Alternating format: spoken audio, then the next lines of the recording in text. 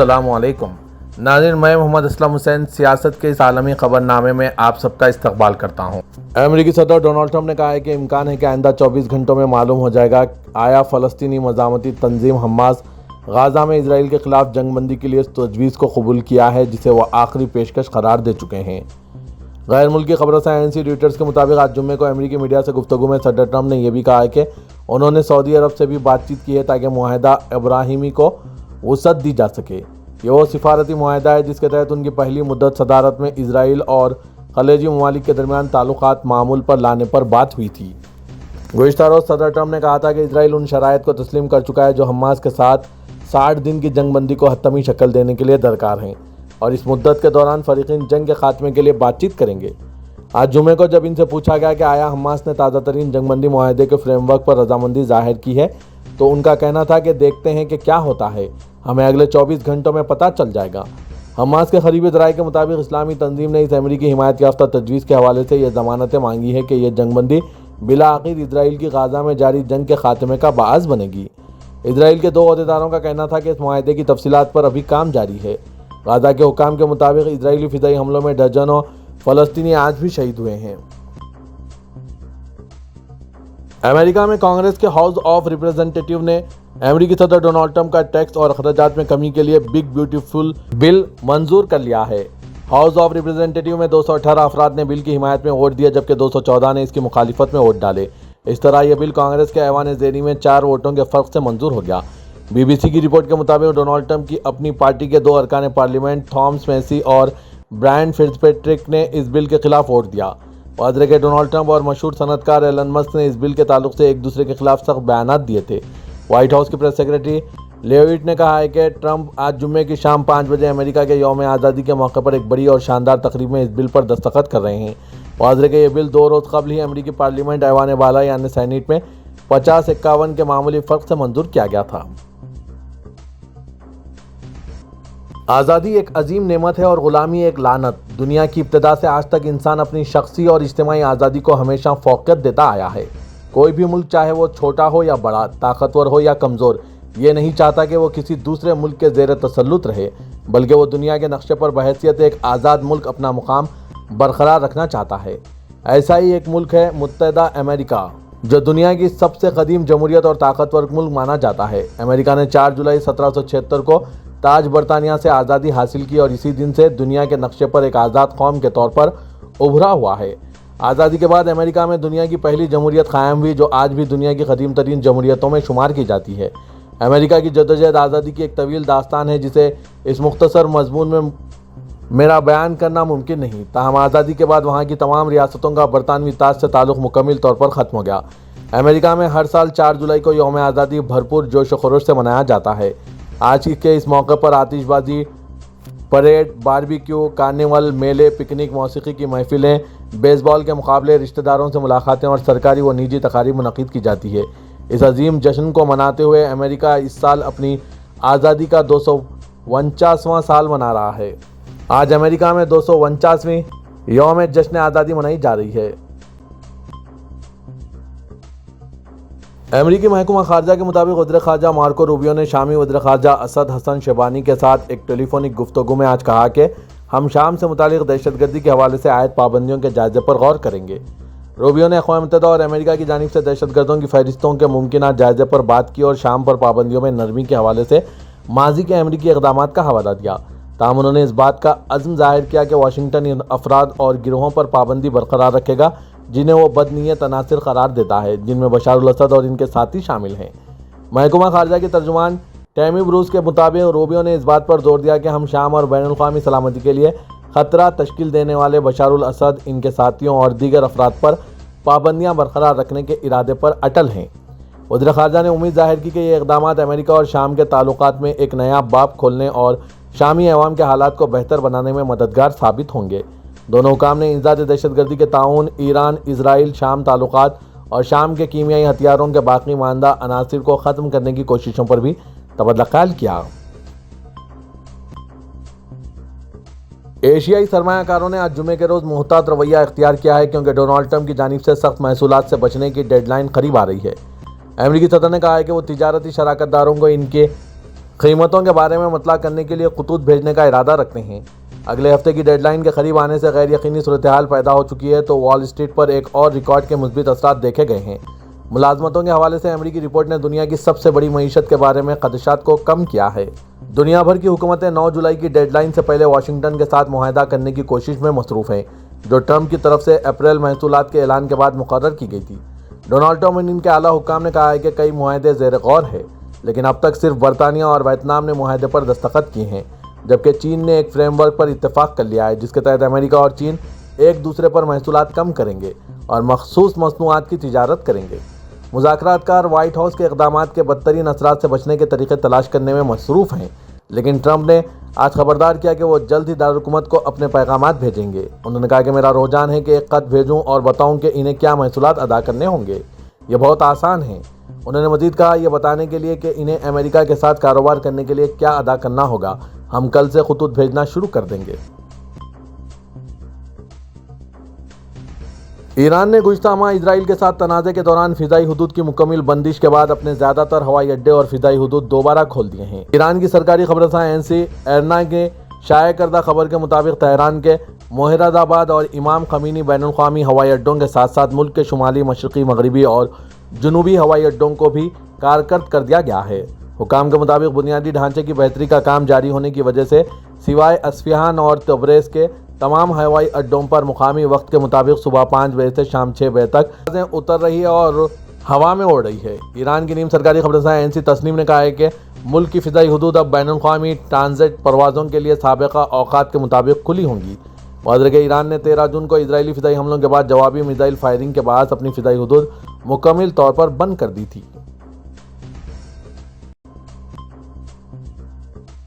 Dubai police کے شعبے برائے تحفظ اطفال و خواتین نے 10 سالہ بچے کی اپنے والد کے خلاف شکایت پر فوری ایکشن لیتے ہوئے پولیس اسٹیشن طلب کر لیا۔ امارت الیوم کے مطابق بچے نے والد کے خلاف شکایت کی تھی کہ وہ بلا وجہ اسے جسمانی تشدد کا نشانہ بناتے ہیں اور حد سے زیادہ سختی کرتے ہیں۔ دبئی پولیس کے مخصوص یونٹ ہمایہ، جو کہ بچوں اور خواتین کو تحفظ فراہم کرنے کے لیے قائم کیا گیا ہے، اس کے ڈائریکٹر کرنل علی متروشی نے بتایا کہ انہیں سوشل میڈیا اکاؤنٹ پر ایک 10 سالہ بچے کا پیغام ملا جس میں اس نے اپنی حالت بتاتے ہوئے کہا تھا کہ میرے والد میرے ساتھ انتہائی سخت رویہ اختیار کرتے ہیں، جبکہ میرے چھوٹے بھائیوں کے ساتھ ایسا سلوک نہیں کیا جاتا۔ کرنل متروشی کے مطابق بچے کا کہنا تھا کہ مجھے یہ بات سمجھ نہیں آتی کہ میرے والد مجھ پر اتنا تشدد اور سختیاں کیوں کرتے ہیں۔ دبئی پولیس کے مطابق بچے نے پولیس سے رابطہ اسکول انتظامیہ کے کہنے پر کیا تھا، جب اسکول کی ایک ماہر سماجیات نے بچے کے چہرے اور بازو پر مار کے نشان دیکھے تو اس سے نرمی اور رازداری سے دریافت کیا کہ یہ نشانات کیسے ہیں، جس پر بچے نے ٹیچر کو سب کچھ بتا دیا۔ پولیس نے شکایت پر ایکشن لیتے ہوئے والد کو طلب کر کے اس سے باز پرس کی، جس پر اس کا کہنا تھا کہ وہ بیٹے کو اس لیے مارتا ہے کیونکہ وہ اسے ایک مضبوط انسان بنانا چاہتا ہے تاکہ مستقبل میں ہر قسم کے حالات کا مقابلہ کر سکیں۔ کرنل کا کہنا تھا کہ بچے کے والد کو اس بات پر راضی کیا کہ وہ اپنے طرز عمل تبدیل کریں کیونکہ اس کی سوچ اسی طرح مناسب نہیں ہے۔ اس طرز عمل سے بچے میں احساس محرومی پیدا ہوگی، جس سے وہ نہ صرف تنہائی کا شکار اور نفسیاتی طور پر بھی بہت سے مسائل میں مبتلا ہو سکتا ہے۔ کویتی حکومت نے فیملی سمیت 4 اقسام کے ویزوں کے لیے نیا الیکٹرانک نظام متعارف کرا دیا ہے۔ ویزوں کے اجرا کے معاملات کو بہتر بنانے کی جانب مثبت اقدام قرار دیا جا رہا ہے۔ العربیہ نیوز کے مطابق کویتی ادارہ امیگریشن کا کہنا ہے کہ بیرون ملک سے آنے والوں کے لیے 4 اقسام کے ویزوں کے اجرا کی ڈیجیٹل سہولت فراہم کی گئی ہے۔ ادارے کے مطابق سیاحت کی غرض سے کویت آنے والے اب ڈیجیٹل ویزا اپلائی کر سکیں گے، جس کا دورانیہ 3 ماہ کا ہوگا۔ وہ غیر ملکی جو کویت میں مقیم ہیں وہ اپنے اہل خانہ کے لیے بھی ان سہولتوں سے مستفید ہو سکتے ہیں۔ علاوہ ازیں تجارتی یا بزنس ویزا اور سرکاری وفود کے لیے ڈیجیٹل پلیٹ فارم سے ویزے کی درخواست دی جا سکتی ہے۔ کویتی امیگریشن کے مطابق ویزوں کے اجرا کے لیے فراہم کی جانے والی نئی سہولت کا مقصد روایتی کاغذی طریقہ کار کو ختم کرنا اور جدت اختیار کرنا ہے۔ اس حوالے سے ماہرین کا کہنا ہے کہ یہ اقدام نہ صرف ملکی خدمات کی بہتری کا عکاس ہے بلکہ اس سے کویت کی اقتصادی و سیاحتی اہمیت کو بھی مزید مستحکم کیا جا سکتا ہے۔ سعودی وزیر خارجہ شہزادہ فیصل بن فرحان نے سرکاری دورے کے دوران آج جمعے کو ماسکو میں روسی ہم منصب سرگئی لاروف سے ملاقات کی، جس کا مقصد دونوں ملکوں کے درمیان دیرینہ تعلقات کو مضبوط بنانا ہے۔ سعودی پریسیڈنسی ایس پی اے کے مطابق ملاقات کے دوران دونوں ملکوں اور عوام کے درمیان تاریخی دوستی اور تعاون کا جائزہ لیا، مختلف شعبوں میں تعلقات مزید مضبوط بنانے اور فروغ دینے کے طریقے تلاش کیے۔ بعد ازاں باضابطہ مذاکرات میں سعودی عرب اور روس کے درمیان گہرے تعلقات کا زور دیا گیا۔ خطے کی صورتحال اور اس حوالے سے کی جانے والی کوششوں پر بھی بات چیت کی گئی۔ عرب نیوز کے مطابق دونوں ملکوں نے تعلقات کو فروغ دینے اور موجودہ اسٹریٹجک شراکت داری کو فروغ دینے کے اپنے عزم کا اعادہ کیا۔ صدر فیصل نے دونوں ملکوں کے درمیان گہری دوستی کو اجاگر کیا، خطے کی صورتحال، غزہ کے بحران سمیت مشرق و سطح میں استحکام اور سیکورٹی کی سپورٹ کے لیے مشترکہ کوششوں پر تفصیل سے تبادلہ خیال کیا۔ یہ دورہ ایک ایسے وقت میں ہو رہا ہے جب ریاض اور ماسکو کے درمیان علاقائی امور اور توانائی کی عالمی مارکیٹ میں مشترکہ مفادات اور سیاسی ہم آہنگی پر سفارتی روابط جاری ہے۔ سعودی عرب کے general directorate of immigration and passport جوازات کا کہنا ہے کہ گزشتہ ماہ اقامہ اور قانون محنت کی خلاف ورزیوں پر 8,000 سے زائد افراد کے خلاف فیصلے صادر کیے گئے۔ سعودی خبررساں ادارے SPA کے مطابق محکمہ جوازات کی جانب سے جاری بیان میں مزید کہا گیا کہ مملکت کے مختلف ریجنز میں ادارے کی انتظامی کمیونٹی نے سعودی شہریوں اور غیر ملکیوں کے خلاف اقامہ، محنت اور سرحدی قوانین کی خلاف ورزیاں ریکارڈ کی، جن کے کیسز متعلقہ اداروں کو ارسال کیے گئے، جہاں سے خلاف ورزیوں کے مطابق فیصلے صادر کیے گئے۔ جوازات کے ترجمان کی جانب سے کہا گیا کہ خلاف ورزیوں پر مختلف نوعیت کی سزائیں دی گئی، جن میں قید، جرمانے اور مملکت سے بے دخلی شامل ہے۔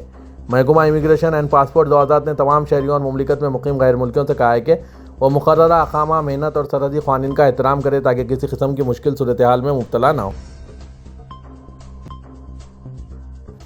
سعودی ولی عہد اور وزیر اعظم شہزادہ محمد بن سلمان سے جدہ میں ابوظہبی کے نائب حکمراں اور قومی سلامتی کے مشیر شیخ تہنون بن زاید ال نہیان نے ملاقات کی۔ SPA کے مطابق ملاقات میں سعودی عرب اور متحدہ عرب امارات کے درمیان تعلقات اور انہیں بڑھانے کے طریقوں پر تبادلہ خیال کیا گیا۔ شیخ تہنون بن زاید نے امارات کے صدر شیخ محمد بن زاید ال نہیان کی جانب سے نیک خواہشات اور سعودی عرب کے لیے مسلسل ترقی و خوشحالی کا پیغام پہنچایا۔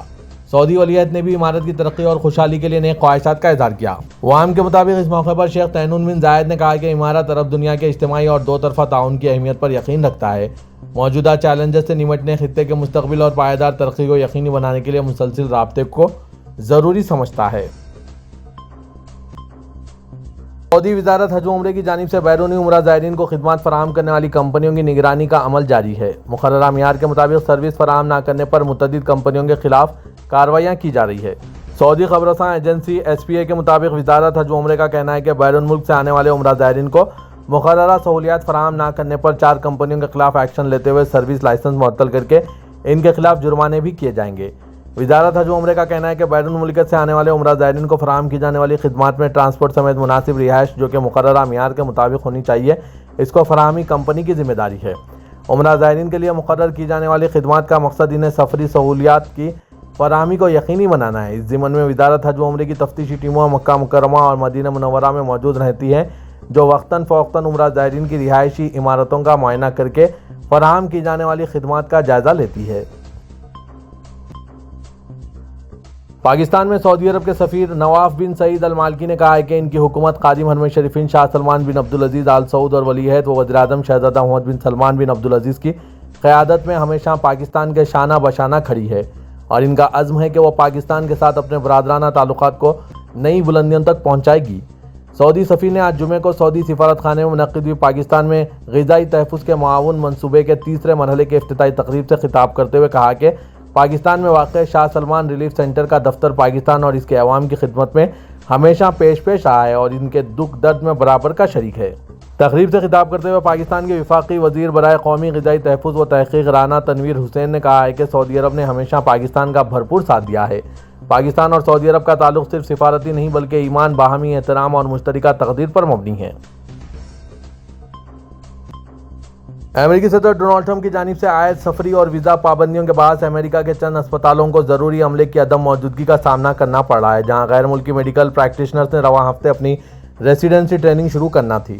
خبررساں ادارے ایسوسیٹ پریس کے مطابق فی الحال یہ واضح نہیں کہ کتنے غیر ملکی میڈیکل پریکٹیشنرز ریسیڈنسی ٹریننگ شروع کرنے سے قاصر ہیں۔